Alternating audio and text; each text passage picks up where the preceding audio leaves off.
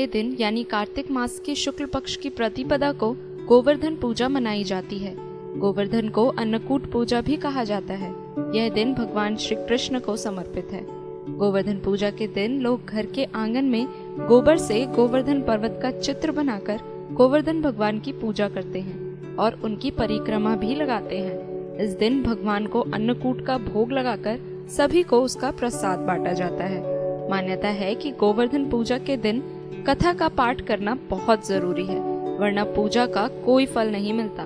आइए सुनते हैं गोवर्धन पूजा की कथा।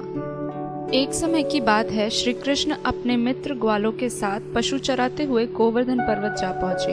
वहाँ उन्होंने देखा कि बहुत से व्यक्ति एक उत्सव मना रहे हैं। श्री कृष्ण ने इसका कारण जानना चाहा तो वहाँ उपस्थित गोपियों ने उन्हें कहा कि आज यहाँ मेघ व देवों के स्वामी इंद्रदेव की पूजा होगी और फिर इंद्रदेव प्रसन्न होकर वर्षा करेंगे। फलस्वरूप खेतों में अन्न उत्पन्न होगा और ब्रजवासियों का भरण पोषण होगा। यह सुन श्री कृष्ण सबसे बोले कि इंद्र से अधिक शक्तिशाली तो गोवर्धन पर्वत है, जिसके कारण यहाँ वर्षा होती है और सबको इंद्र से भी बलशाली गोवर्धन का पूजन करना चाहिए। श्री कृष्ण की बात से सहमत होकर सभी गोवर्धन की पूजा करने लगे।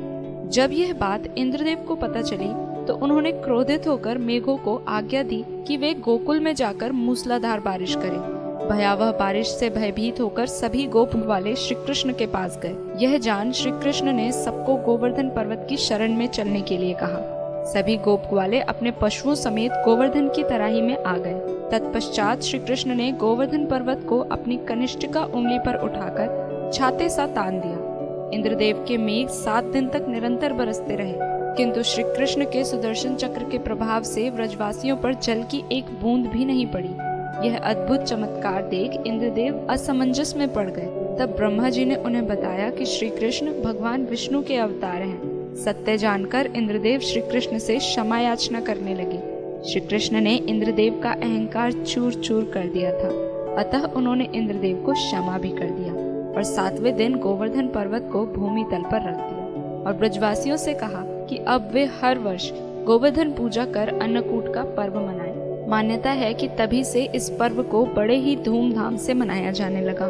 कुछ स्थानों पर गोवर्धन पूजा के साथ ही गायों को स्नान कराने की, उन्हें सिंदूर इत्यादि पुष्प मालाओं से सजाए जाने की परंपरा भी है। इस दिन गाय का पूजन भी किया जाता है। तो यदि आप गाय को स्नान कराकर उसे सजा सकते हैं या उसका श्रृंगार कर सकते हैं तो कोशिश करिए कि गाय का श्रृंगार करें और उसके सींग पर घी लगाएं और इसके बाद गाय माता को गुड़ खिलाएं। मान्यता है कि ऐसा करने से लक्ष्मी जी अत्यंत प्रसन्न होती हैं और जातक के जीवन में सुख समृद्धि का वास होता है। भगवान श्री गोवर्धन की पूजा करने से पूर्व उनकी आकृति बनाई जाती है। जब गोवर्धन की आकृति तैयार हो जाए तो मध्य में भगवान श्री कृष्ण की मूर्ति रखें। साथ ही नाभि के स्थान पर 1 कटोरी जितना गड्ढा बना ले और वहाँ 1 कटोरी या मिट्टी का दीपक रख दे।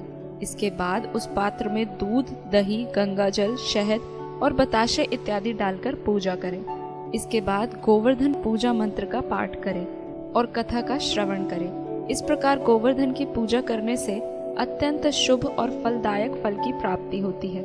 जीवन में सुख समृद्धि बनी रहती है और भगवान श्री गोवर्धन की कृपा व्रजवासियों सहित सभी जातकों पर बनी रहती है। आप सभी को गोवर्धन पूजा की हार्दिक शुभकामनाएं।